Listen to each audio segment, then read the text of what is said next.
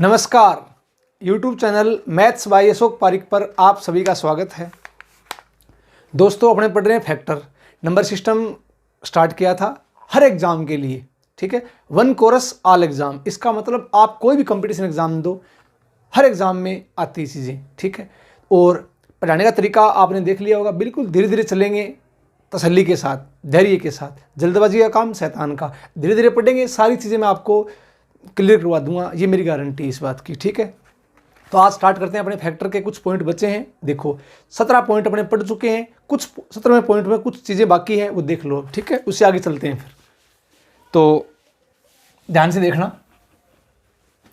17वें point में आपको मैंने ये बताया था, पहली बात क्या बताई थी, अगर P कोई प्राइम नंबर है, प्राइम का मतलब अभाज्य संख्या, प्राइम नंबर का मतलब अभाज्य संख्या, अभाज्य संख्या है तो उसके केवल हमेशा दो फैक्टर होते हैं, एक तो होगा 1 और एक होगा P। दूसरी बात आपको मैंने ये बताई थी, अगर अभाज्य संख्या का वर्ग है, अभाज्य संख्या का वर्ग है, अभाज्य संख्या का वर्ग है तो उसके हमेशा तीन फैक्टर होते हैं, एक तो 1 होगा, एक P होगा और एक क्या होगा, P²। ध्यान रखना। फॉर एग्जाम्पल 7 अभाज्य संख्या है तो 7 का वर्ग क्या होता है, 49, और 49 के केवल तीन फैक्टर होंगे, एक तो 1 होगा, एक 7 होगा और एक क्या होगा, 49। 11 का वर्ग 121, 121 के केवल तीन फैक्टर होंगे, एक तो 1 होगा, एक 11 होगा, एक 121 होगा। तो ध्यान रखना इस बात का, ये मैं आपको बातें बता चुका हूँ लास्ट वीडियो में, ठीक है। अब देखते हैं इससे आगे। अब एग्जाम में क्या क्या बातें पूछ सकता है, देखो फैक्टर में ध्यान रखना इस बात का, मैं आपको बार बार कहता हूं, इतने पॉइंट, इतने क्वेश्चन बन सकते हैं आप सोच नहीं सकते। तो धीरे धीरे मैं आपका लेवल इतना बढ़ा दूंगा, कैसा भी प्रश्न आ जाए आप तुरंत उसको कर दोगे, ठीक है, आपका दिमाग खुल जाएगा। मान लो अब ऐसे क्वेश्चन एग्जाम में आते हैं, देखो क्वेश्चन क्या कह रहा है, क्वेश्चन ये कह रहा है दो अभाज्य संख्याएं,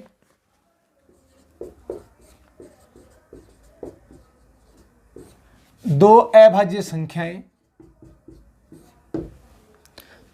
m और n है, m और n है, तो m गुणा n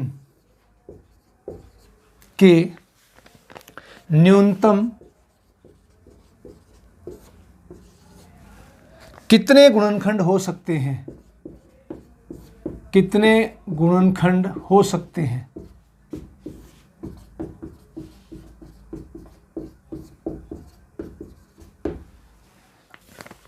ऑप्शन में मिलेगा आपको, पहला 3, दूसरा 4, तीसरा 5, चौथा 6, ऐसे ऑप्शन मिलते हैं इसके।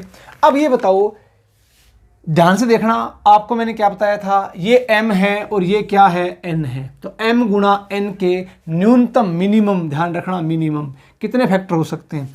पहली कंडीशन लेता हूं मैं कि m not equal to n, m और n बराबर नहीं है, तो कोई भी दो अभाज्य संख्या मान लो जो आपके मन में आई। मैंने क्या मान लिया, m का मान मैंने मान लिया 3 और n का मान मैंने क्या मान लिया, 5, दोनों अभाज्य संख्या ही हैं।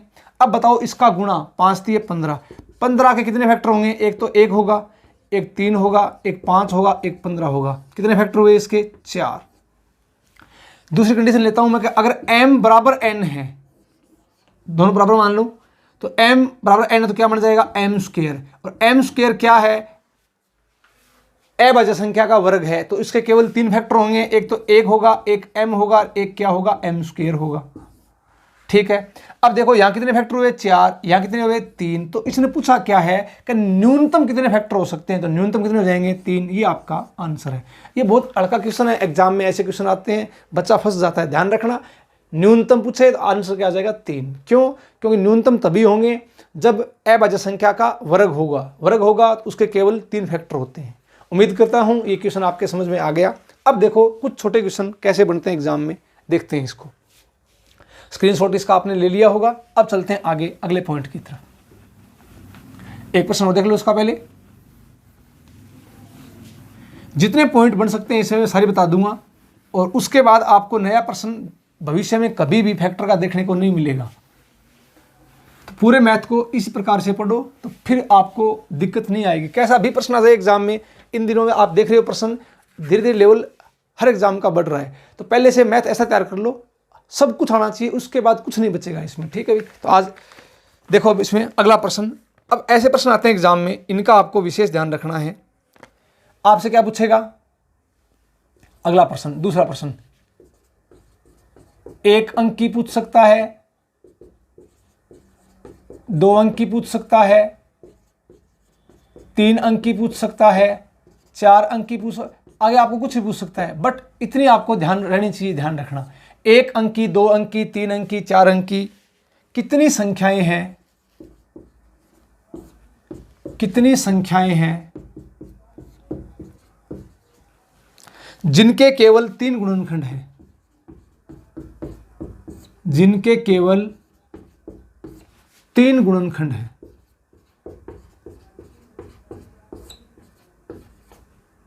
ठीक है, अब ध्यान रखना, 1 अंक की ऐसी कितनी संख्याएं हैं जिनके केवल 3 गुणनखंड है, 2 अंक की कितनी संख्याएं हैं, 3 अंक की कितनी संख्याएं हैं और 4 अंक की कितनी संख्याएं हैं। तो अब अपने एक काम करते हैं, मैं आपको एक सारणी लिखाता हूं, उस सारणी से सारी बातें क्लियर हो जाएगी। अपने को यह पता है 3 फैक्टर किसके होते हैं, अभाज्य संख्या के वर्ग के केवल 3 फैक्टर होते हैं। मैं यहां बात कर रहा हूं 1 अंक की, यहां बात कर रहा हूं 2 अंक की, यहां बात कर रहा हूं 3 अंक की और यहां बात कर रहा हूं 4 अंक की। सबसे पहले काम करो, अभाज्य संख्या का वर्ग, तो सबसे पहले अभाज्य संख्याएं, सबसे पहली अभाज्य संख्या 2, तो 2 का वर्ग कितना होता है 4, ध्यान रखना 4 के केवल 3 फैक्टर होंगे और 4 है वो 1 अंक की संख्या है, 2 का वर्ग 4। आगे चेक करो, 2 के बाद अभाज्य संख्या 3, 3 का वर्ग 9, 9 के केवल 3 फैक्टर होंगे। उसके बाद अभाज्य संख्या आएगी 5, 5 का वर्ग 25, ध्यान रखना 2 अंक आ गए, तो 5 का वर्ग कितना हो गया 25। उसके बाद 7, 7 का वर्ग 49।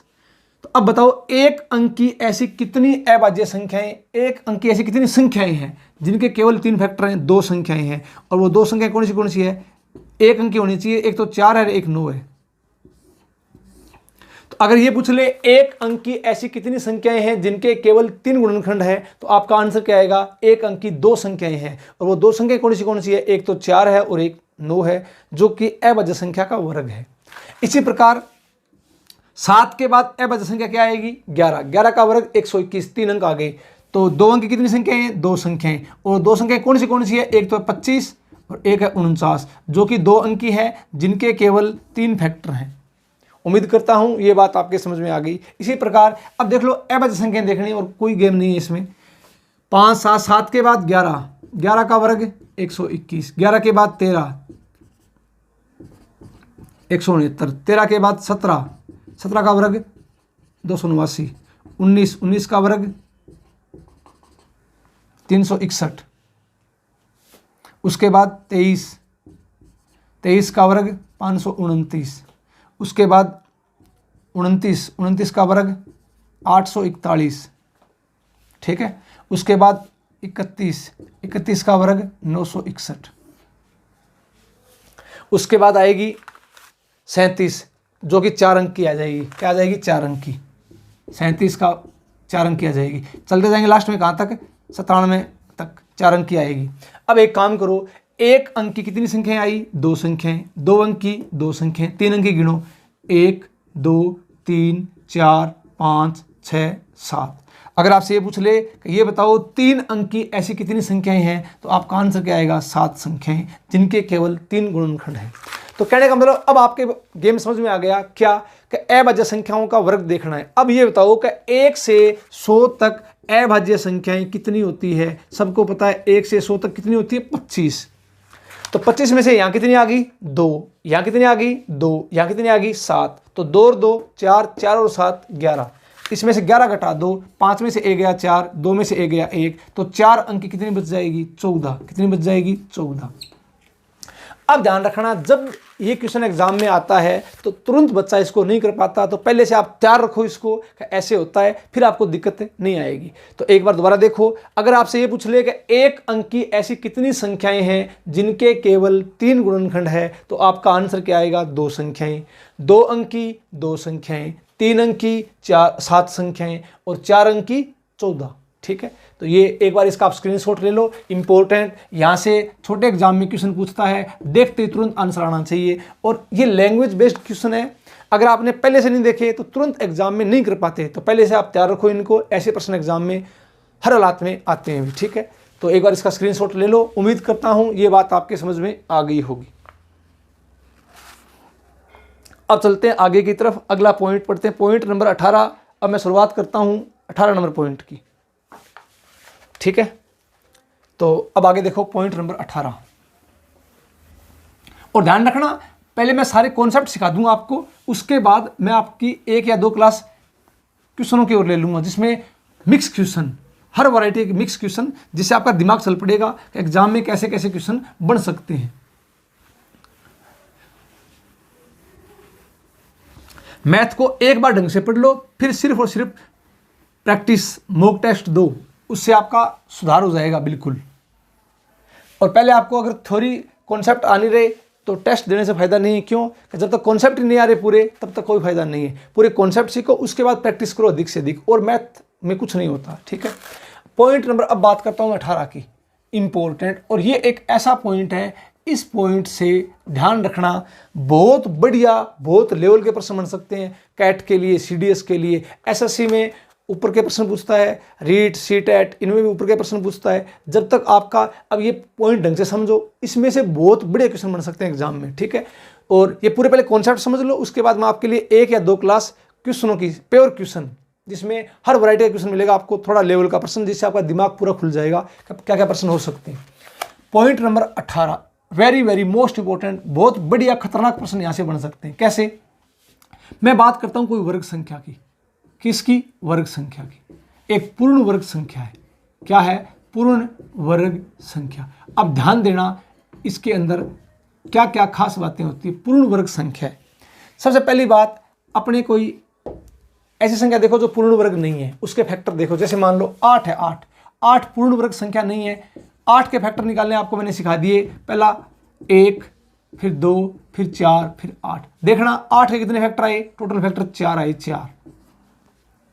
उसके बाद कोई भी संख्या लो जो आपके 12 है, 12 पूर्ण वर्ग संख्या नहीं है, इसके फैक्टर देखो, 1, 2, 3, 4, 6 के बाद 12, तो 1, 2, 3, 4, 5, 6, इसके फैक्टर कितना है? 6। ध्यान रखना फैक्टर कितने सम फैक्टर है, सम गुणनखंड है सम संख्या में, ये भी सम संख्या में। जैसे आप वर्ग संख्या देखोगे, जो आपके मन में आए, वर्ग संख्या लो, 25 वर्ग संख्या है, 5 का वर्ग है, 25 के फैक्टर करो, 1, 5, 25। अब इसके फैक्टर देखना कितने आए? 3, विषम आ गई। इसके फैक्टर कितने थे? सम। ध्यान रखना इस बात का, गांठ मार लेना, अगर पूर्ण वर्ग संख्या है तो उसके फैक्टर हमेशा विषम होंगे। ध्यान रखना, very very most important. For example 81 9 का वर्ग है, फैक्टर करो इसके 1, 3, उसके बाद चेक करो 9, ठीक है, 1, 3, 9, उसके बाद 27, उसके बाद 81, ठीक है। अब एक काम करते हैं, ध्यान से देखना, इसके कितने फैक्टर हुए? 3, 2, 5 हुए कि नहीं हुए? हुए। एक संख्या और देख लो, 100। अब बताओ 100 पूर्ण वर्ग संख्या है। ध्यान रखना पूर्ण वर्ग संख्या के फैक्टर। अब बताओ 1, 2, उसके बाद 3 का नहीं जाएगा, 4 का, फिर 5 का, 6 का, 7 का, 8 का, 9 का, 10 का, 10 के बाद फिर जाएगा इसमें, ये आ गया 1 के साथ 100, 2 के साथ 50, और 4 के साथ 25, 5 के साथ 20, फिर आ जाएगा इसका 25, फिर आ जाएगा 50, फिर आ जाएगा 100। गिनो 1, 2, 3, 4, 5, 6, 7, 8, 9, कितने आए? 9। तो इस बात का आपको पता लग गया होगा। ध्यान रखना, जो भी पूर्ण वर्ग संख्या है, जो भी पूर्ण वर्ग संख्या है, उसके गुणनखंड हमेशा विषम होते हैं। क्या होते हैं? विषम। क्या होते हैं? विषम। बाकी क्या होते हैं? सम होते हैं। ध्यान रखना इस बात का। तो ये इंपॉर्टेंट बात है, एक बार इसका स्क्रीनशॉट लो। अब इसके मैं कुछ आपको 2-3 पॉइंट सिखाऊंगा कि वो पॉइंट क्या होते हैं और बढ़िया क्वेश्चन कैसे बन सकता है इसका, ठीक है। तो आपने इसका स्क्रीनशॉट ले लिया होगा। अब बात कर रहा हूं मैं किसकी? पूर्ण वर्ग संख्या के लिए, ठीक है। तो अब ध्यान दो, पूर्ण वर्ग संख्या के लिए 2 बातों का आपको विशेष ध्यान रखना है। वो 2 बातें कौन सी है? देखो गौर से।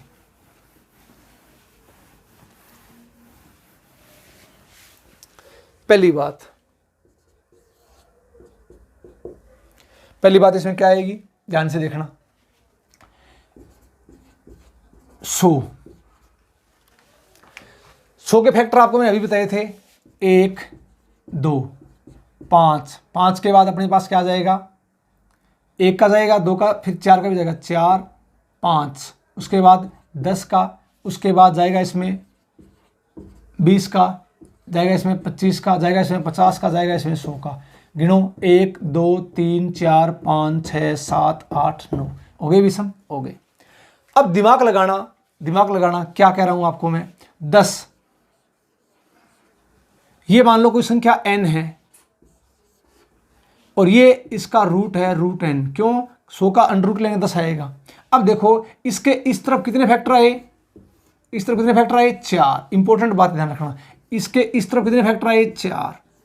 तो इस बात का ध्यान रखना कि जो रूट n होता है ना, वो हमेशा कहाँ आता है, मिड में, कहाँ आता है, बीच में, कहाँ आता है, बीच में। इस बात का विशेष ध्यान रखना है आपको, ठीक है, इस बात का आपको विशेष ध्यान रखना है, वेरी वेरी मोस्ट इंपॉर्टेंट। बीच में आता है, इसका मतलब वो संख्या क्या है, पूर्ण वर्ग संख्या है, ठीक है। कोई और संख्या देख लो, 81, 1 3 9 27 81। अब चेक करो, ये संख्या मान ली n, तो ये क्या हो जाएगी, रूट 81, रूट n हो जाएगी, 9 आ गया। अब 9 के इस तरफ कितने फैक्टर हैं, 2 फैक्टर हैं, इस तरफ कितने हैं, 2 हैं। तो कहने का मतलब ये है, यहाँ से एग्जाम में बहुत ज़्यादा बढ़िया क्वेश्चन बन सकता है, लेवल का आपको उलझाने वाला प्रश्न। तो ध्यान रखना, रूट n हमेशा ठीक बीच में आएगा, इस बात का आपको विशेष ध्यान रखना है। तो एक बार आप इसका स्क्रीनशॉट लो, इंपॉर्टेंट बात है, कब, जब संख्या क्या है, ये पूर्ण वर्ग संख्या। तो ध्यान रखना, पूर्ण वर्ग संख्या के गुणनखंडों की संख्या हमेशा क्या होती है, विषम होती है, विषम, ठीक है। अब 2 बातें आपको मैं दिखा रहा हूं, उतार लो इसको, देखो। तो अब देखो आप, इसमें आपको मैं क्या बात बता रहा हूं। अब यहां से एग्जाम में बढ़िया वाले क्वेश्चन बनते हैं, ध्यान रखना। बढ़िया क्वेश्चन कैसे बनेंगे, देखो।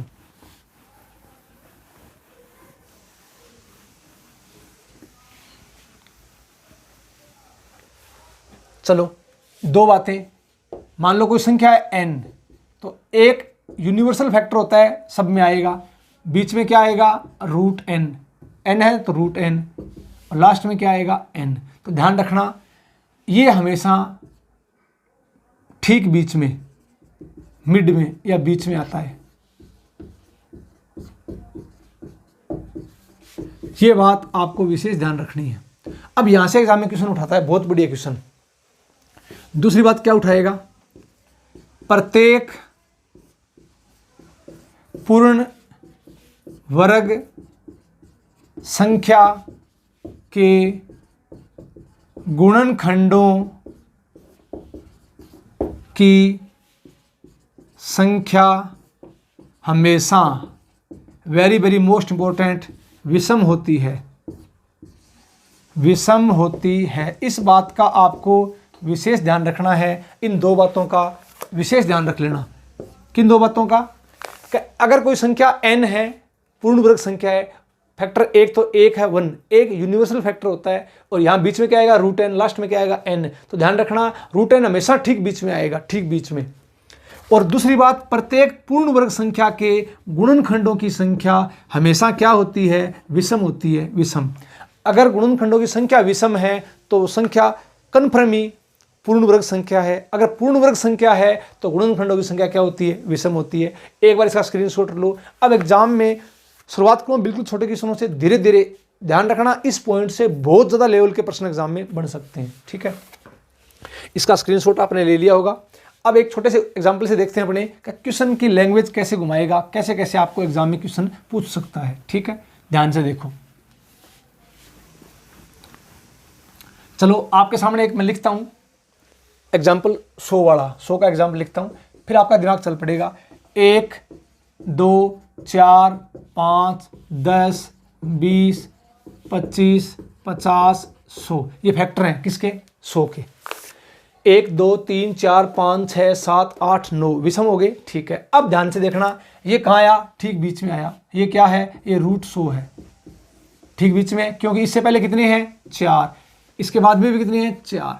अब आपको एग्जाम में यहीं से प्रश्न बनाएगा, उड़ जाएगा, पहले वाले दे देगा, बाद वाले पूछ लेगा, टोटल पूछ लेगा। अब ध्यान से देखो, मैं आपसे यहां पर एक क्वेश्चन करता हूं, छोटा सा क्वेश्चन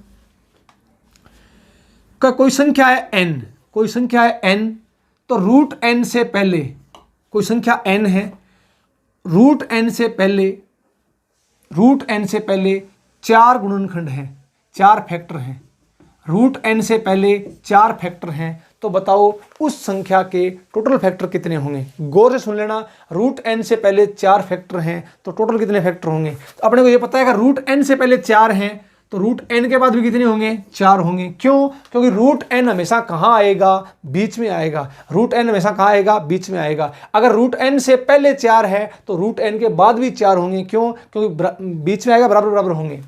अब बराबर होंगे तो बताओ कुल कितने गुणनखंड हैं। तो 4 ये हो गए और 4 ये हो गए, 8, एक ये हो गया खुद, 4 4 8 रह गए 9, तो 9 आगे, 9 आगे।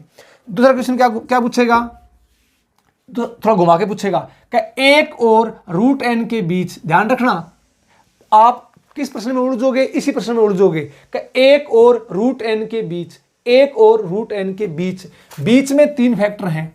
अब बताओ एक और रूट n के बीच 3 फैक्टर हैं, 3 गुणनखंड हैं, तो बताओ कुल कितने गुणनखंड होंगे। आप इस प्रश्न में उलझ जाओगे, बट उलझना नहीं है।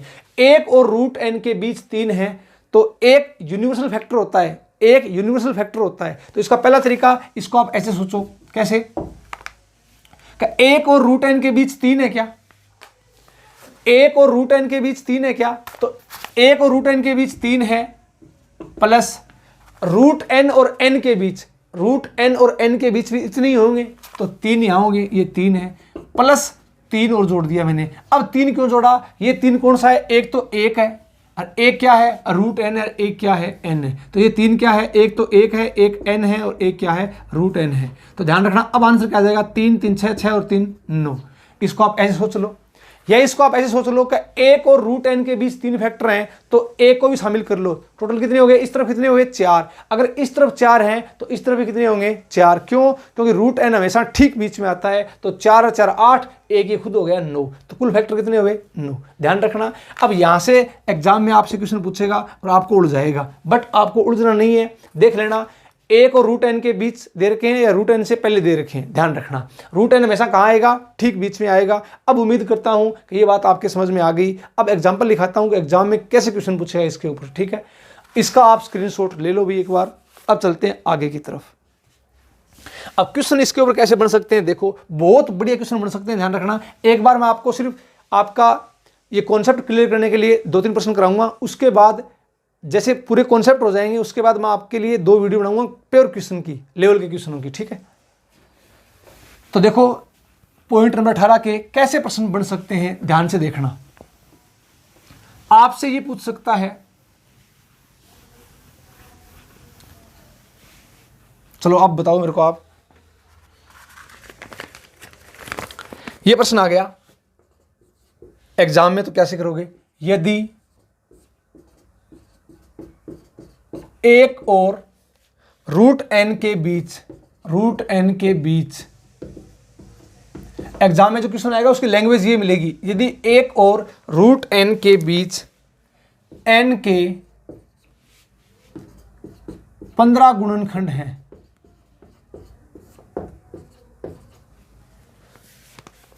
तो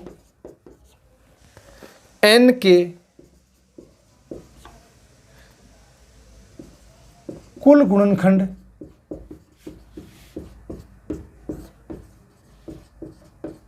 कितने होंगे, ये लो। अब बताओ इसका आंसर क्या आएगा। अब ध्यान से देखना कैसे करूंगा मैं।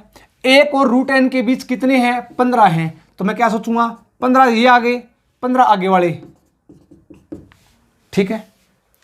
15 ये हैं, 15 ये हैं, प्लस इसमें कितना करूंगा, 3 और जोड़ दूंगा। 3 कौन से जोड़े, एक रूट n और n।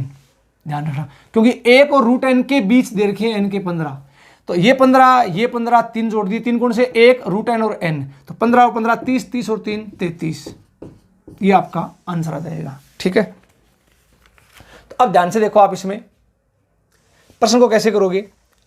तरीका नंबर 2, पहला तरीका, तरीका नंबर 2, 1 और रूट एन के बीच 15 है क्या? 1 और रूट एन के बीच 15 है क्या? इसका मतलब 1 को शामिल कर लो तो 15 और 1 कितने हो गए? 16।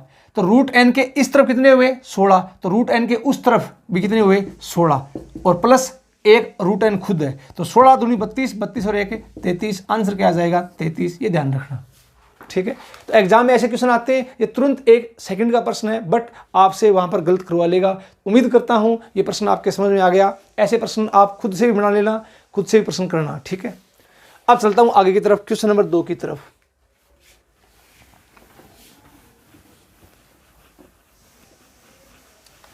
क्वेश्चन नंबर 2 आपसे क्या पूछ सकता है? थोड़ा दिमाग और लगाओ, देखो आपका दिमाग चलना चाहिए भाई। ध्यान रखना, पूर्ण वर्ग संख्या की खास बात क्यों होती है? ध्यान रखना, ये वर्ग संख्या है 100, फैक्टर 2 की पावर 2, 5 की पावर 2। ध्यान रखना, पूर्ण वर्ग संख्या है तो जो अभाज्य गुणनखंड है उसकी जो पावर है ना वो हमेशा क्या होगी? सम होगी। इस बात का सबको पता है ना। अरे इसके जो गुणनखंडों की संख्या है वो विषम क्यों होती है? क्योंकि जो इनके अभाज्य गुणनखंड है उसकी पावर हमेशा सम होगी। तो 2 में जब 1 जोड़ेंगे 3 और 2 में जब 1 जोड़ेंगे 3, तो 3 गुणा 3, इसके गुणनखंडों की संख्या कितनी आई? 9 आई। 9 क्या है? विषम। तो ध्यान रखना, अगर पावर सम है अभाज्य गुणनखंडों की तो 100% वो संख्या क्या है? पूर्ण वर्ग संख्या है। क्योंकि पूर्ण वर्ग संख्या होगी तभी पावर क्या आएगी? सम आएगी। ध्यान रखना, ठीक है ना। तो अब देखो आप प्रश्न नंबर 2। प्रश्न नंबर 2 क्या कह रहा है इसका? अब इसके ऊपर बहुत बड़े क्वेश्चन बन सकते हैं, तो एक बार पहले कॉन्सेप्ट समझ लो, कॉन्सेप्ट के साथ 2-3 क्वेश्चन कॉन्सेप्ट समझने के लिए, उसके बाद बढ़िया क्वेश्चन और देखेंगे, ठीक है। चलो अब ध्यान से देखो आप इसमें अगला क्वेश्चन और बताओ ऐसे प्रश्नों का आंसर कैसे निकालोगे। क्वेश्चन नंबर 2, 9216 के ऐसे कितने धनात्मक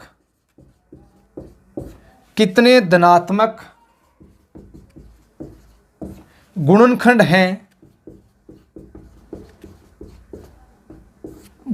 हैं जो 4 और 96 के बीच स्थित हैं। ध्यान रखना, नाम क्या है? बीच स्थित। लैंग्वेज का विशेष ध्यान रखना है, इसके बीच स्थित हैं, वो आपको फैक्टर बताने हैं। किसके? 9216 के ऐसे कितने धनात्मक गुणनखंड हैं जो 4 और 96 के बीच स्थित हैं, सिर्फ वो बताने हैं। अब थोड़ा दिमाग लगाना, ये क्वेश्चन थोड़ा ठीक क्वेश्चन है, ऐसे प्रश्न एग्जाम में आते हैं। और ये एक ऐसा पॉइंट है जो पॉइंट नंबर 18 है, यहां से बहुत बढ़िया लेवल का प्रश्न भी आपके सामने आ सकता है एग्जाम में, ठीक है। तो कॉन्सेप्ट आपको आना चाहिए। अपने को पता है कि 9216 क्या है? 96 का वर्ग है। किसका वर्ग है? 96 का। 9216 क्या है? 96 का वर्ग है। ध्यान रखना, पहले एक काम कर लो, पहले इसके कुल टोटल फैक्टर निकालो। तो 96 को तोड़ लो, 96 को तोड़ो पहले। 2 से 48, 2 से 24, 2 से 12, 2 से 6, 2 से 3, 3 से 1, 1 2 3 4 5, 2 की पावर 5 इंटू 3 की पावर 1, और इसकी पावर कितनी है? 2। तो 2 की पावर कितनी होगी? 5 दूनी 10 इंटू 3 की पावर 2 एकम 2। कुल फैक्टर कितने आ गए? पावर में 1 जोड़ दो, 10 रे के 11, 2 + 1 3, 11 3 33। ये क्या आ गए? 33 टोटल फैक्टर आ गए किसके? 9216 के। कुल गुणनखंड कितने आए? 33 आ गए। अब पूछा क्या है? अपने को पता है पहला 1 और बीच में क्या आएगा? 96। बीच में क्यों आएगा? क्योंकि ये वर्ग संख्या है। और लास्ट में क्या आएगा? 9216। अब बताओ इसके टोटल फैक्टर कितने थे? 33। 33 है क्या? निकाल लिया यहां से। 33 में से एक बीच वाला छोड़ो, 32। इसका मतलब इसके इस तरफ कुल कितने आए? 12। 32 का आधा 16, सॉरी 16। और इसके इस तरफ भी कितने आए? 16। क्यों? 16 ये 32 और एक खुद ये 33, क्योंकि ये हमेशा कहाँ आएगा? बीच में आएगा। तो 16 इस तरफ है, 16 इस तरफ है, 32 और एक ये हो गया 33। अब बताओ, ध्यान से देखना, पूछा क्या है? जो 4 और 96 के बीच स्थित है वो बताओ। 4 और 96 के बीच स्थित है। तो यहाँ है कितने, टोटल 16 हैं। अब 4 और 96 के बीच पूछे हैं तो 4 को गिनना है क्या, 4 को काउंट नहीं करना, क्योंकि 4 और 96 के बीच पूछे हैं। तो अब देखो एक तो हो जाएगा एक, एक के बाद देखो आप 92 से 16 में 2 का भाग जा रहा है क्या, जा रहा है, 2 भी फैक्टर है इसका, 3 का जा रहा है क्या, जा रहा है, क्यों, गिनो, जोड़, ऐड कर दो, जोड़, 9 और 2 11, 11 1 12, 12 6 18, 3 का भी जा रहा है, 4 का जा रहा है क्या, जा रहा है। इसका मतलब टोटल कितने फैक्टर हैं, 33, 33 में से 4 फैक्टर 1 2 3 4 हैं। तो अब ये पूछा है 4 और 96 के बीच कितने हैं, तो 4 को नहीं गिनना था, ध्यान रखना, क्योंकि 4 और 96 के बीच देखने हैं। तो 4 16 कितने थे, 16, 16 में से ये 4 और कम कर दो तो आंसर आ जाएगा 16 माइनस 4, कितने फैक्टर आए, 12, ये आपका आंसर है। तो एग्जाम में ऐसे क्वेश्चन आते हैं, थोड़ा आपको घुमाएगा, एक बार फिर से रिपीट कर रहा हूं, दोबारा देख लो। इसके टोटल फैक्टर कितने आए, 33, और ये पूर्ण वर्ग संख्या है तो किसका वर्ग है, 96 का, ये बीच में आएगा। तो 33 में से एक छोड़ो 96 को, कितना बच गया, 32, 32 16 इस तरफ, 16 इस तरफ, इसका मतलब इस तरफ 16 आ गए। पूछ क्या रहा है, 4 और 96 के बीच, तो 4 तक फैक्टर देखो, एक तो 1 आ गया, एक 2 आ गया, एक 3 आ गया, एक 4 आ गया, 4 है, तो 16 में से 4 कम कर दो, ये कितने बच गए, 12। इसका मतलब 4 और 96 के बीच हैं, कितने फैक्टर हैं, 12 फैक्टर हैं, ये अपना आंसर है। अब उम्मीद करता हूं ये बात आपके समझ में आ गई होगी, इसका आप स्क्रीनशॉट ले लो। अब चलता हूं मैं कुछ आसान एग्जाम्पल और देखो इसके, फिर कॉन्सेप्ट समझ लो, उसके बाद मैं आपको कुछ 2 या 3 क्लास क्वेश्चनों की दे दूंगा, स्पेशल क्वेश्चन। अब देखो कुछ छोटे प्रश्न एग्जाम में बनते हैं, यहां से कैसे बनेगा, आपको 300 से पहले, 400 से पहले, 500 से पहले संख्याएं पूछ लेगा। कैसे पूछेगा, प्रश्न देखो, इसकी लैंग्वेज ये मिलेगी, 225 से कम, 225 से कम प्राकृत संख्याओं में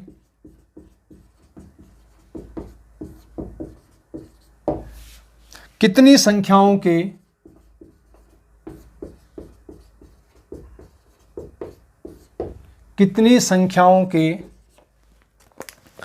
विषम गुणनखंड, ध्यान रखना, विषम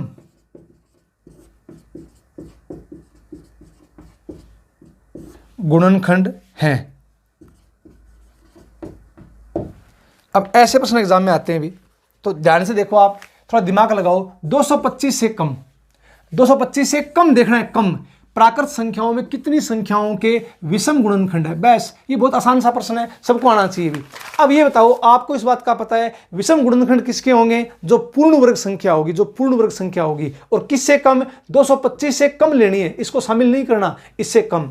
तो पूर्ण वर्ग संख्या 1 का वर्ग, 2 का वर्ग, 3 का वर्ग, ऐसे चलते जाओ। देखो 15 का वर्ग कितना होता है, 225, तो इसको छोड़ दो, क्यों, क्योंकि इससे पहले क्या आएगा, 14 का वर्ग। क्वेश्चन क्या कह रहा है, ये कह रहा है 225 से कम लेनी है, तो कम लेनी, इसको छोड़ दो। यहां तक देखो, तो यहां तक कितनी संख्याएं होगी, ये टोटल होगी 14 संख्याएं। क्यों कि ये 14 जो संख्याएं हैं वो पूर्ण वर्ग संख्याएं हैं, और अपने को इस बात का पता है कि जब पूर्ण वर्ग संख्या होगी तभी फैक्टर क्या होंगे, विषम होंगे, तभी फैक्टर क्या होंगे, विषम। तो ऐसे प्रश्न छोटे एग्जाम में आते हैं, देखते तुरंत कर दो। चलो अब बताओ, अगर ये कहते 300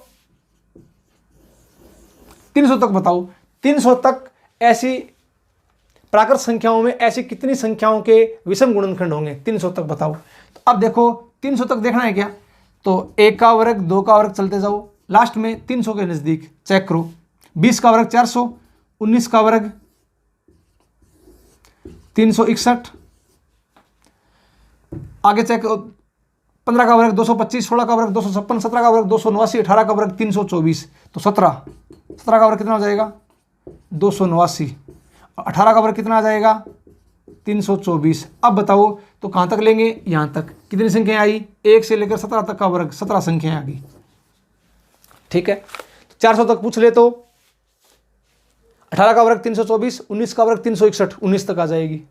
20 का वर्ग 400, तो 400 तक पूछ ले तो इसको शामिल करना है, और इससे पहले पूछ ले तो शामिल नहीं करना, ध्यान रखना। ठीक है, तो ये कह रहा है इससे कम, तो कम कितनी आ जाएगी, यहां तक ले लो, आंसर क्या आ जाएगा, 14। तो ऐसे छोटे क्वेश्चन एग्जाम में बनते हैं। उम्मीद करता हूं ये प्रश्न आपके समझ में आ गया होगा। अब चलते हैं आगे की तरफ।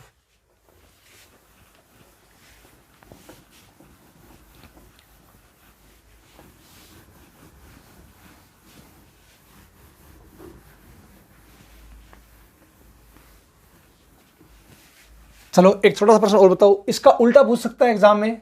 प्रश्न नंबर 4 देख लो एक बार, इसके ऊपर और भी बहुत क्वेश्चन बनते हैं अभी, वो भी करवा देंगे। पहले एक बार सारे कॉन्सेप्ट समझो आप। चलो अब ये बताओ, अगर ऐसे पूछ ले तो पहली 100 प्राकृत संख्याओं में, नेचुरल नंबर प्राकृत संख्याओं में से कितनी संख्याओं के सम गुणनखंड हैं। अब इसका उल्टा प्रश्न पूछ लिया। अब ये बताओ सम गुणनखंड है, तो सबसे पहली बात अपने सिर्फ बता सकते हैं विषम के। क्या बता सकते हैं? विषम के। क्यों? कि जिनके विषम गुणनखंड है वो संख्या पूर्ण वर्ग संख्या होगी, ये अपने को पता है। अब सम पूछ लिया तो पहले विषम निकालो, फिर टोटल इसमें घटा दो इसको। कैसे? देखो, पहली 100 प्राकृत संख्याएं हैं तो सम पूछे हैं, तो पहले अपने विषम चेक करो। विषम तो विषम क्या आ जाएगा? 1 का वर्ग, 2 का वर्ग, 3 का वर्ग और कहाँ तक है? 10 का वर्ग। 10 का वर्ग 100 होता है, तो 100 तक ध्यान रखना, 100 तक, 100 को शामिल करना है इसमें। 100 तक क्या करेंगे? कितनी संख्याएं हैं? 10। 10 संख्या ऐसी है जिसके गुणनखंड क्या होंगे? विषम होंगे। क्या होंगे? विषम। क्यों? क्योंकि अपने को इस बात का पता है कि जो पूर्ण वर्ग संख्या होगी उसी के फैक्टर क्या होंगे? विषम होंगे। तो 1 से लेकर 100 तक पूर्ण वर्ग संख्याएं 10 है, तो उनके फैक्टर क्या होंगे? विषम होंगे। तो टोटल संख्या कितनी थी? 100। तो 100 में से 10 घटा देंगे विषम वाली, तो जो बचेगी कितनी बचेगी? 90। तो 90 संख्याएं ऐसी है जिनके गुणनखंड क्या होंगे? सम होंगे। तो आपका आंसर क्या आ जाएगा? 90। तो आपको कई बार उलझाने के लिए एग्जाम में ऐसे उल्टे प्रश्न भी पूछ सकता है, आपको इसका विशेष ध्यान रखना है। उम्मीद करता हूं ये प्रश्न आपके समझ में आ गया होगा। विषम गुणनखंड किसके होते हैं? जो पूर्ण वर्ग संख्या है, बस इस बात का ध्यान रखना। तो इस पॉइंट से और भी क्वेश्चन बढ़िया एग्जाम में बन सकते हैं। एक होमवर्क के लिए लिखा रहा हूं प्रश्न, दिमाग लगाना उसका आंसर क्या आएगा। ठीक है, तो उम्मीद करता हूं ये प्रश्न आपके समझ में आ गया होगा। इसका स्क्रीनशॉट आप ले लो। अब देखो आगे अगला पॉइंट, अगला क्वेश्चन देख लो। चलो एक होमवर्क और देखो, इसके ऊपर बहुत बढ़िया प्रश्न बनते हैं एग्जाम में।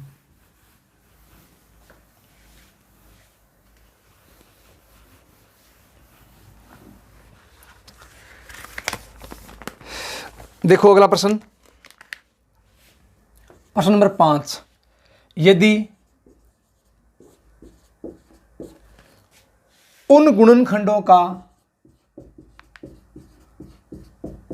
अब प्रश्न की सिर्फ लैंग्वेज देखनी और कुछ नहीं, इसमें लैंग्वेज बहुत बढ़िया है इस प्रश्न की। यदि उन गुणनखंडों का गुणनफल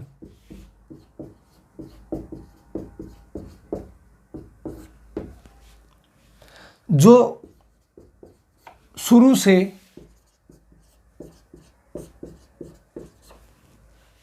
उन्नीसवें और 35वें स्थान पर है,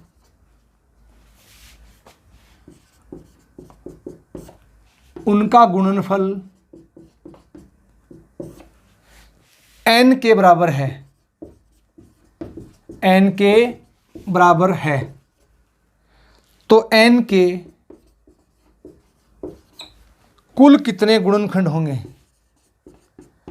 n के कुल कितने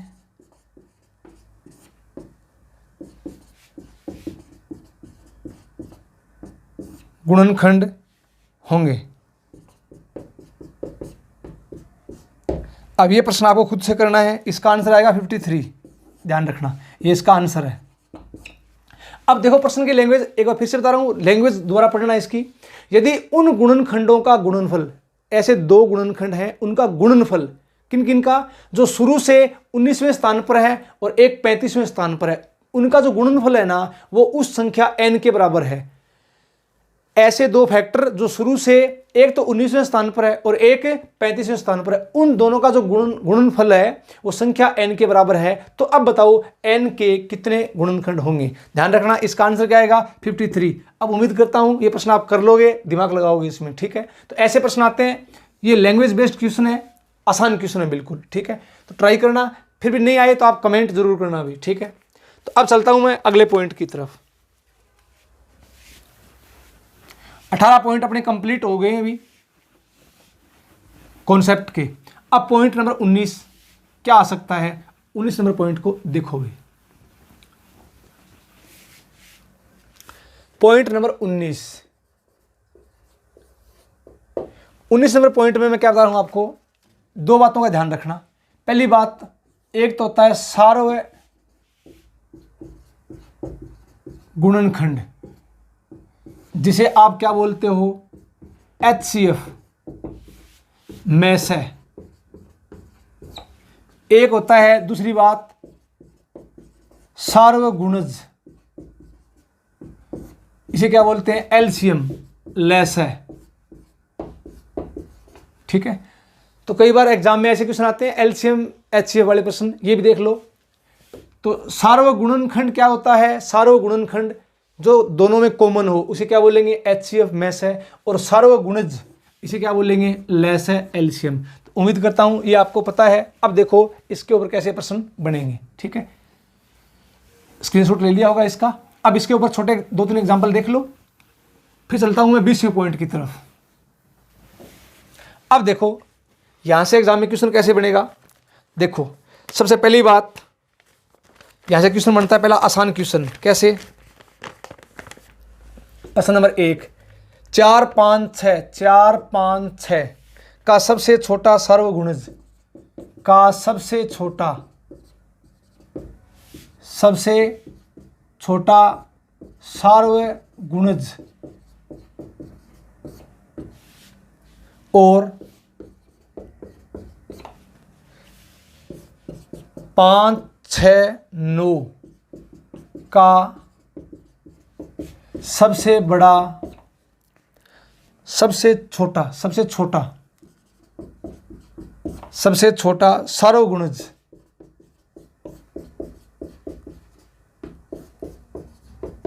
का अंतर क्या है।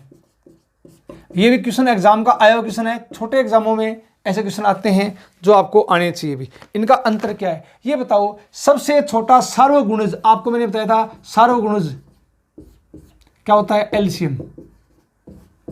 अरे क्या होता है, LCM। तो 4, 5, 6 का LCM निकालना सबको आता है, नहीं आता फिर भी देख लो। LCM ऐसे पढ़ेंगे तब डिटेल से बताऊंगा। 2 से 2, ये 5, ये 3, फिर 2 से 1, 5, 3, फिर 3 से 1, 5, 1, फिर 5 से 1, 1, 1, 2 दूनी 4, 4 तिये 12, 12 पंजे 60, इसका आ गया 60 LCM। और इसका LCM निकालो किसका, 5, 6, 9 का। अब 5, 6, 9 का निकालना सबको आता है।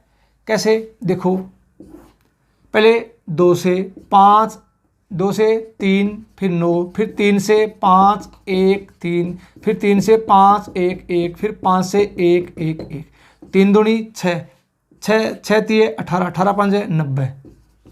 तो इसका क्या आया 60, इसका क्या आया 90। दोनों का अंतर पूछा है, अंतर, तो आंसर 90 माइनस 60, आंसर क्या आ जाएगा 30।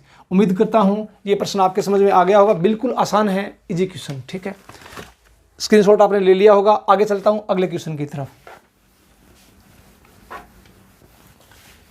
तो इसका 2-3 क्वेश्चन देख लो। तो छोटे क्वेश्चन एग्जाम में आसान क्वेश्चन भी आते हैं, मीडियम भी आते हैं, हाई क्वेश्चन भी आते हैं। ठीक है, ये नहीं कि सारी टफ आते हैं, सारी इजी आते हैं। हर टाइप का प्रश्न एग्जाम में डालता है भाई, तो हर टाइप का प्रश्न आपको आना चाहिए। क्वेश्चन नंबर 2 इसका कैसे हो सकता है देख लो। तो क्वेश्चन नंबर 2 ये है, 21 और 49 49 के बीच 7 के गुणज का योग, 7 के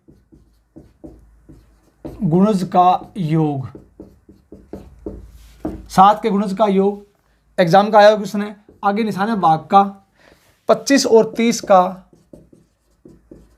25 और 30 का सबसे बड़ा सार्वगुणनखंड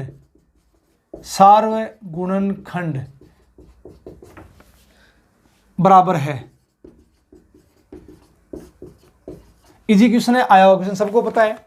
कैसे देखो, 21 और 49 के बीच लेने हैं 7 के गुणज। अब ये देखो 7 का पढ़ा पढ़ना है। 7 के गुणज का मतलब 7 का पढ़ा, गुणज का योग। ठीक है, तो 7 तिये 21, 7 चौका 28, 7 पांजा 35, 7 छिके 42, 7 7 49। अब इनका योग चाहिए तो इनको जोड़ दो, ये लो योग आ गया। निशान किसका है? भाग का। आगे क्या दिया है? 25 और 30 का सबसे बड़ा सार्वगुणनखंड। आपको मैंने क्या बताया था? सबसे बड़ा सार्वगुणनखंड, इसका मतलब इन दोनों का मेस है HCF। तो 25 और 30 का HCF कितना है? 5। ठीक है, ऐड कर दो, 8 2 10 5 15, 80 लगी 1, 4 3 7 2 9 1 10, 105/5, 21 5 105। आंसर क्या आ जाएगा? 21। ये आपका आंसर है। उम्मीद करता हूं ये प्रश्न आपके समझ में आ गया। बिल्कुल इजी क्वेश्चन था, आसान क्वेश्चन। अब चलता हूं मैं क्वेश्चन नंबर 3 की तरफ। तो ये कुछ इजी क्वेश्चन है जो आपको आने चाहिए।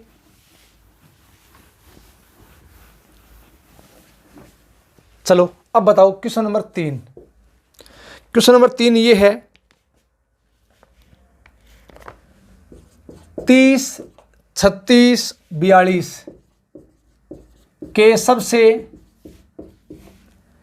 छोटे सार्वगुणज, सबसे छोटे सार्वगुणज तथा, ये सारे क्वेश्चन एग्जाम के आए क्वेश्चन ध्यान रखना भी, तथा सबसे बड़े सार्वगुणज, सबसे बड़े सार्वगुणनखंड, सार्वगुणनखंड का गुणनफल क्या है?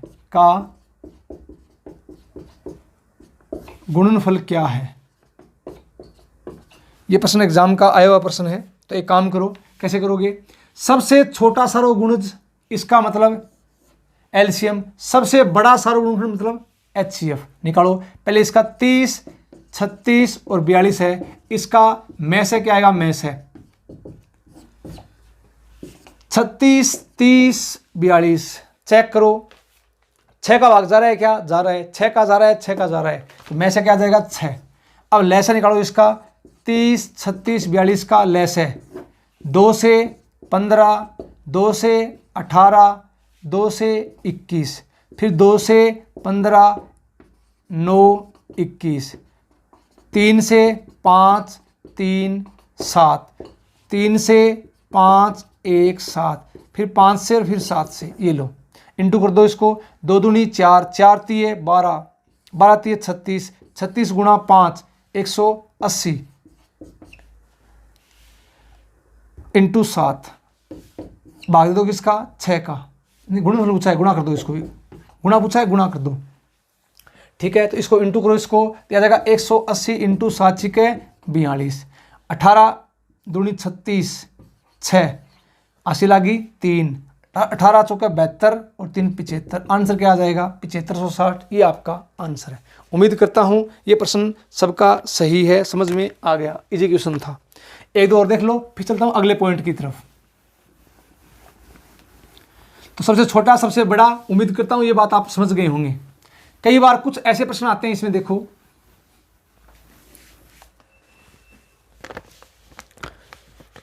12 क्वेश्चन नंबर 4, 12 15 18 के 3 अंकों के सर्वनिष्ठ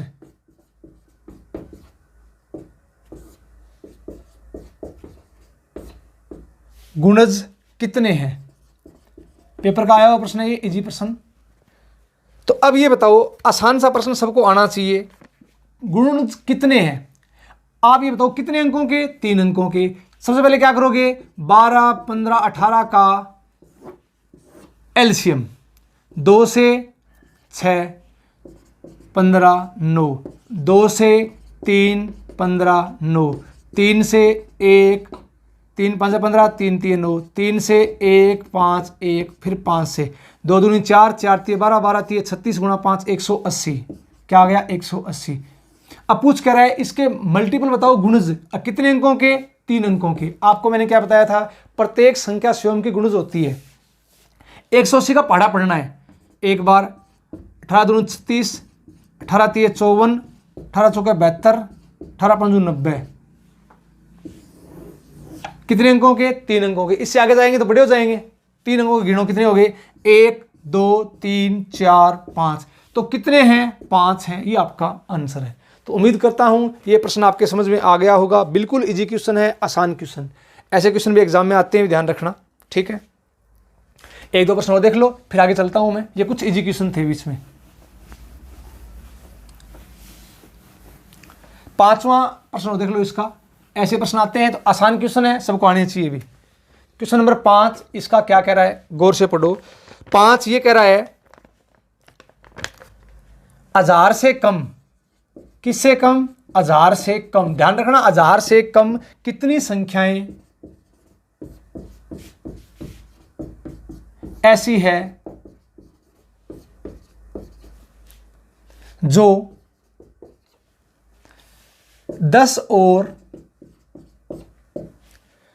13 दोनों की गुणज है, ठीक है, दोनों की गुणज है। इसका मतलब इन दोनों की गुणज है, इन दोनों का क्या निकालोगे, एलसीएम। क्या निकालोगे, इन दोनों का एलसीएम।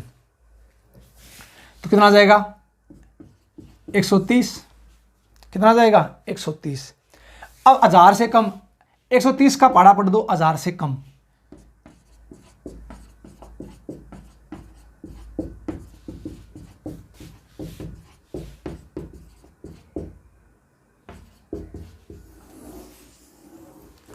तेरह का पहाड़ा पढ़ दो, 1000 से कम। तो कितने हैं, गिनो, 1 2 3 4 5 6 7। आंसर क्या आ जाएगा, 7, ठीक है। तो 130 का पहाड़ा पढ़ दो, 1000 से कम कितने हैं, 7। ये आपका आंसर है, ठीक है। अब देखो आप इसमें अगला पॉइंट क्या हो सकता है। 19 पॉइंट कंप्लीट हो चुके हैं। Point number 20, point number 20 important. पूर्ण वर्ग गुणनखंड, ध्यान रखना, पूर्ण वर्ग गुणनखंड या परफेक्ट स्क्वायर फैक्टर, इंपॉर्टेंट। 20वां पॉइंट। आगे पढ़ेंगे पूर्ण घन, फिर पढ़ेंगे वर्ग तो है घन नहीं है, घन तो है वर्ग नहीं है। ऐसे हर टाइप के प्रश्न इसमें चलते जाएंगे, आते जाएंगे। तो पूर्ण वर्ग गुणनखंड कितने हैं, कैसे, देखो। पहले बेसिक सी बात, कुछ छोटे एग्जांपल देखो। जैसे मान लो 12 है, 12 के फैक्टर बताओ। 1 2 3 4, उसके बाद 6, उसके बाद 12। अब बताओ इसमें 12 में पूर्ण वर्ग फैक्टर कितने हैं। ऐसे गुणनखंडों की संख्या ज्ञात करो जो पूर्ण वर्ग संख्या है। एक पूर्ण वर्ग भी है और पूर्ण घन भी है, ध्यान रखना इस बात का। एक पूर्ण वर्ग भी है, पूर्ण घन भी है। एक के बाद 4 वर्ग संख्या है, 2 ये। तो 12 में कितने आए, 2 आए। अब इसको कैसे करेंगे, ध्यान से देखना। 12 के अभाज्य टुकड़े कर दो, 2 से 6, 2 से 3, 3 से 1। तो 12 क्या है, 2 की पावर 2 है इंटू 3 की पावर 1 है। वर्ग में ध्यान रखना, पूर्ण वर्ग में मिनिमम पावर 2 होती है और घन में मिनिमम पावर 3 होती है। इस बात का ध्यान रखना है। तो वर्ग पूछ रहा है क्या, ये वर्ग पूछ रहा है। पावर 1 है, इसको छोड़ो, मिनिमम पावर 2 नहीं चाहिए, तो यहां इसकी पावर में लगा दूं 1। तो पहला तरीका वही तरीका, पावर में हमेशा 1 जोड़ दो। तो 1 था, 1 में 1 जोड़ दिया, 1 और 1 2, ये इसका आंसर है। ये बेसिक तरीका। अब डायरेक्ट कैसे करोगे वो भी आपको बताऊंगा मैं, ध्यान रखना। पावर 2, मिनिमम पावर देखनी है, 2 होनी चाहिए। तो 2 की पावर 1, तो 1 में 1 जोड़ दिया, 2, ये आपका आंसर है। कुछ आगे और देखो, तो पूर्ण वर्ग कैसे कैसे निकालते हैं, ध्यान से देखते जाओ। 4-5 इसके मैं आपको एग्जाम्पल करवाता हूं पूर्ण वर्ग के। तो गुणनखंडों की संख्या याद करना जो क्या है, पूर्ण वर्ग गुणनखंड है, ठीक है। अब कुछ एग्जाम्पल देखो एग्जाम में कैसे आते हैं। भी एग्जाम में ऐसे आएंगे, लैंग्वेज ये मिलेगी आपको।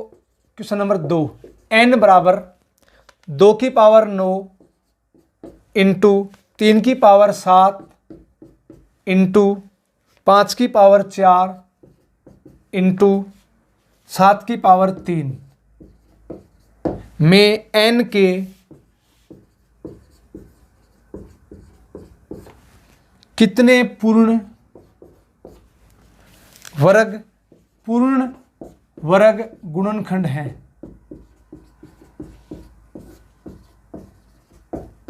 ऐसे प्रश्न आते हैं एग्जाम में, कितने पूर्ण वर्ग, ध्यान रखना कितने पूर्ण वर्ग गुणनखंड है। कैसे निकालोगे? सबसे पहला तरीका जो मैंने आपको बेसिक बताया था, डायरेक्ट भी बताऊंगा, ध्यान रखना डायरेक्ट तरीका अप्रोच आपको आनी चाहिए। पहला तरीका, वर्ग के लिए मिनिमम पावर कितनी होगी? 2 होगी। 2 पावर में तोड़ो इसको, 2 की पावर 9 है क्या? 2 की पावर 2 ऊपर 4, तो 4 दूनी 8 और 2 की पावर 1 से यहां गुणा कर दिया। क्यों? क्योंकि ध्यान रखना इस बात का, पावर 9 की 9 रखनी है, पावर 9 की 9 रखनी है, तो इसको 2 में तोड़ लो तो ये वर्ग संख्या बन गई। तो 4 दूनी 8, 8 और 1 9। जब आधार समान है तो गुणा में घातें जुड़ जाती है। अब बताओ 3 की पावर 7 है क्या? इसको तोड़ो तो 3 की पावर 2, 3 दूनी 6, पावर 7 है तो 3 की पावर 1, 5 की पावर 4 है क्या? 5 की पावर 2, इसकी पावर 2, 2 दूनी 4 पूरी हो गई। 7 की पावर 3 है क्या? तो 7 की पावर 2 की पावर 1, तो यहां आ गई 2 और 7 की पावर 1, 3 आ गई। अब बताओ अपने को पूर्ण वर्ग देखने हैं, वर्ग इनको छोड़ दो, इनसे कोई मतलब नहीं है, पूर्ण अपने को वर्ग देखने हैं। तो पावर में हमेशा 1 जोड़ते हैं, पावर में हमेशा 1 जोड़ दो। 4 में 1 जोड़ा, 4 + 1 5, इंटू 3 में 1 जोड़ दो, 3 + 1 4, 2 में 1 जोड़ दो, 2 + 1, 1 में 1 जोड़ दो, 1 + 1, तो 4 और 1 5, 3 और 1 4, 2 और 1 3, 1 और 1 2, 5 का 20, 20 3 60, 60 दूनी 120, ये आपका आंसर है। दूसरी बात ये, एक बार दोबारा देख लो इसको, तरीका नंबर 2। अब बच्चे ज़्यादा इस तरीके से करते हैं, तरीका नंबर 2, क्यों? ये इसका बेसिक तरीका था। बच्चे क्या करते हैं, ध्यान से देखना, तरीका नंबर 2 डायरेक्ट कैसे करोगे? वर्ग है, अगर पूर्ण वर्ग गुणनखंड निकालना है तो पावर में हमेशा 2 का भाग, शेष फल को मत देखो, शेष फल को मत देखो, हमेशा 2 का भाग। अगर पूर्ण घन पूछे तो 3 का भाग, पावर 4 पूछे तो 4 का भाग, पावर 6 पूछे तो 6 का भाग, हमेशा 1 जोड़ते जाओ, शेष फल को नहीं देखना। कैसे देखो? 2 की पावर 9 है क्या? तो क्या करोगे? 9 में 2 का भाग 1 जोड़ दो, वर्ग है 2 का भाग, घन है 3 का भाग, पावर 4 निकालनी है 4 का भाग, 6 निकालनी है 6 का भाग, जितनी पावर उसका भाग दे दो। पावर 7 है क्या? तो 7 में 2 का भाग प्लस 1, 1 हमेशा जोड़ना है। पावर 4 है क्या? 4 में 2 का भाग 1 जोड़ना है। पावर 3 है क्या? 2 का भाग 1 जोड़ना है। अब देखो भागफल, देखो शेष फल को नहीं देखना। 9 में 2 का भाग 2 कितनी बार गया? 4 बार, 4 दूनी 8, शेष फल को नहीं देखना, छोड़ दो। 4 + 1, 7 में 2 का भाग 3 बार, 3 दूनी 6, शेष फल को नहीं देखना। 4 में 2 का भाग 2 बार, 1 जोड़ दो। 3 में 2 का भाग 1 बार, 1 जोड़ दो, तो 4 और 1 5, 3 और 1 4, 2 और 1 3, 1 और 1 2, तो 5 का 20, 20 3 60, 60 दूनी 120, ये आपका आंसर है। उम्मीद करता हूं अब ये क्वेश्चन आपके पूरा समझ में आ गया पूर्ण वर्ग के लिए। अब इसके 2 एग्जांपल और देखो कि पूर्ण वर्ग गुणनखंड निकालने के लिए क्या क्या करते हैं। एक बार इसका आप स्क्रीनशॉट ले लो पूरे का। उम्मीद करता हूं ये प्रश्न आपके समझ में आ गया होगा। तो पूर्ण वर्ग के लिए 2 एग्जाम्पल और देखो, तो ये पॉइंट आपका पूर्ण वर्ग का कंप्लीट हो जाएगा। फिर नेक्स्ट वीडियो में पूर्ण घन पढ़ेंगे। अब 1-2 एग्जाम्पल और देख लो इसके पूर्ण वर्ग के। चलो अब बताओ अगला question, question number 3। Perfect square factor देखने अभी पूर्ण वर्ग गुणनखंड, ठीक है। अब ये प्रश्न एग्जाम का आया हुआ प्रश्न है और इसका आंसर क्या आएगा? 2 की पावर 4 इंटू 3 की पावर 5 इंटू 10 की पावर 4 के कितने गुणनखंड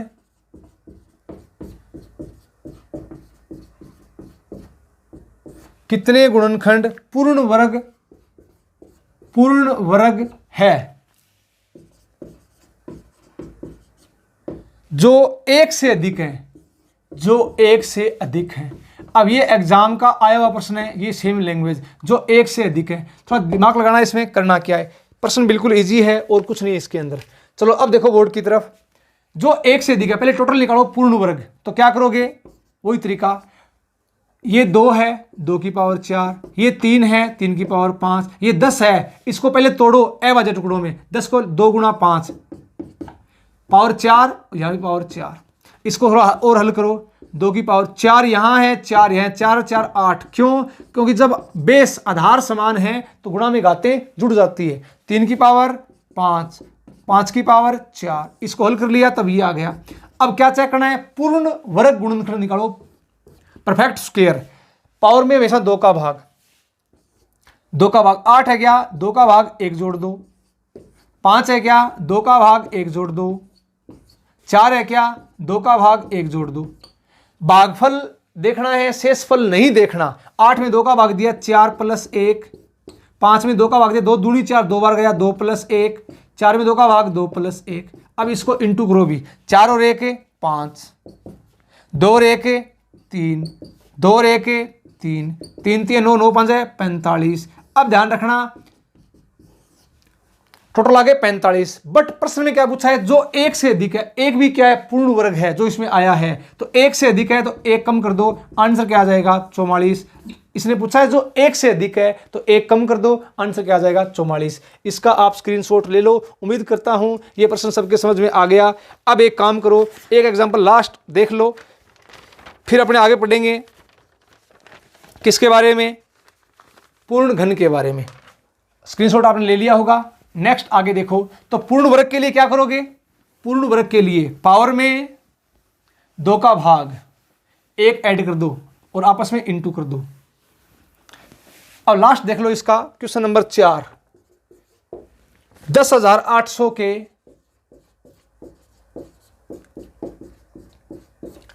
ऐसे कितने